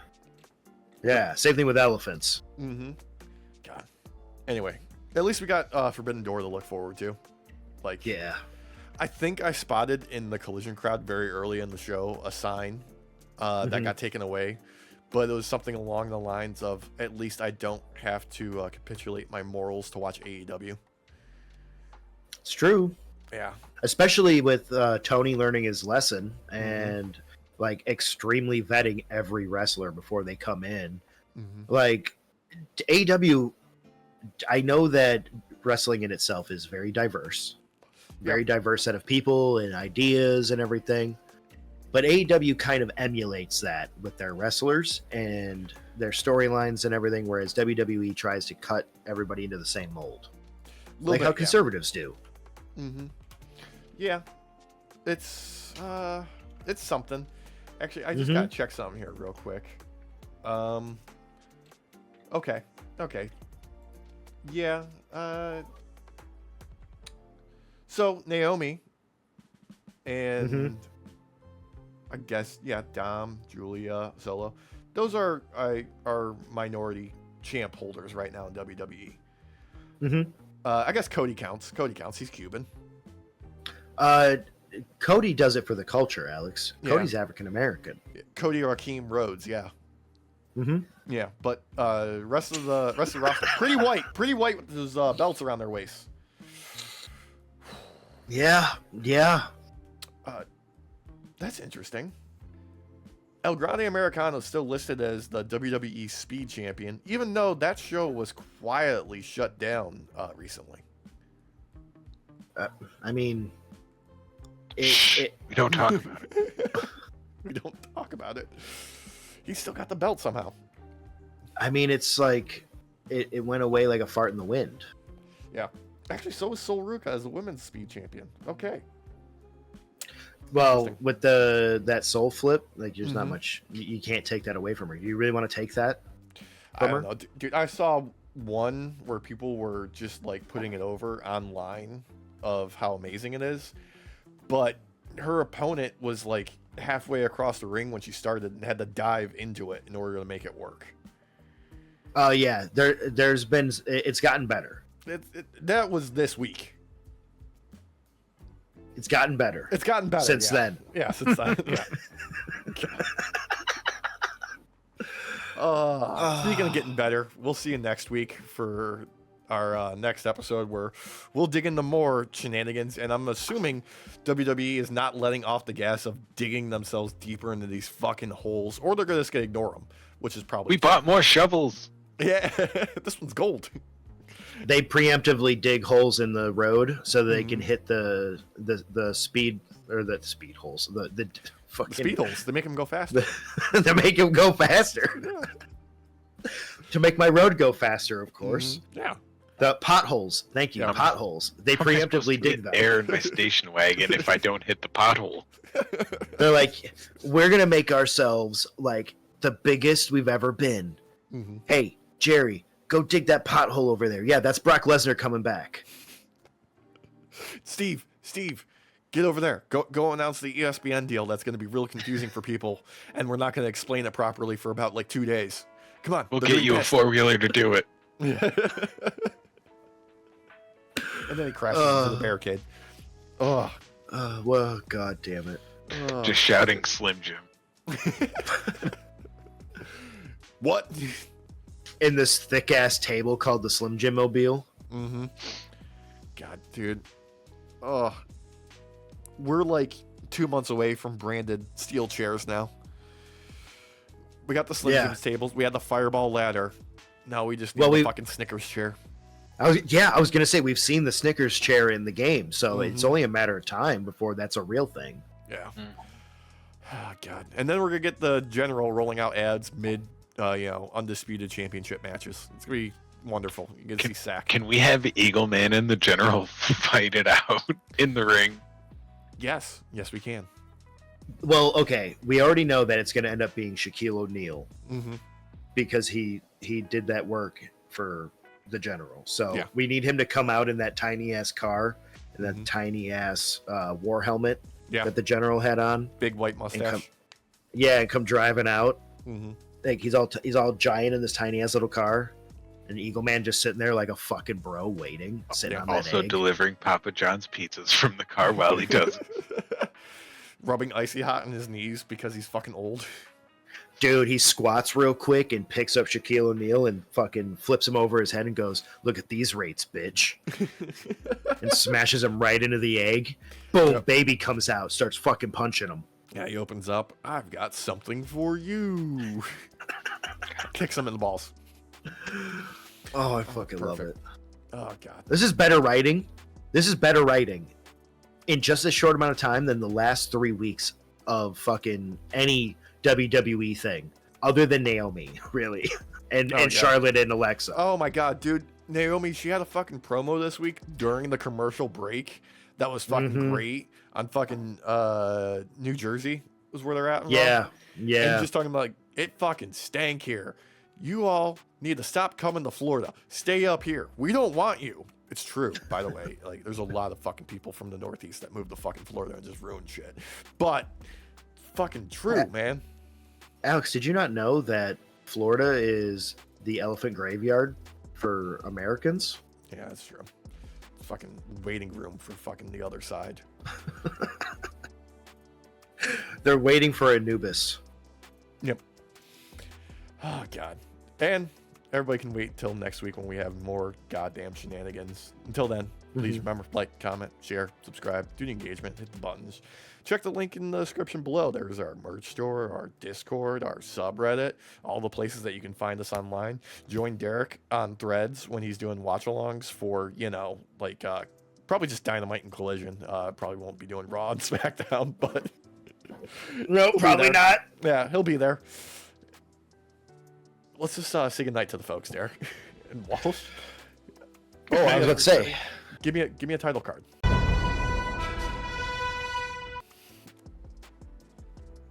You already did it.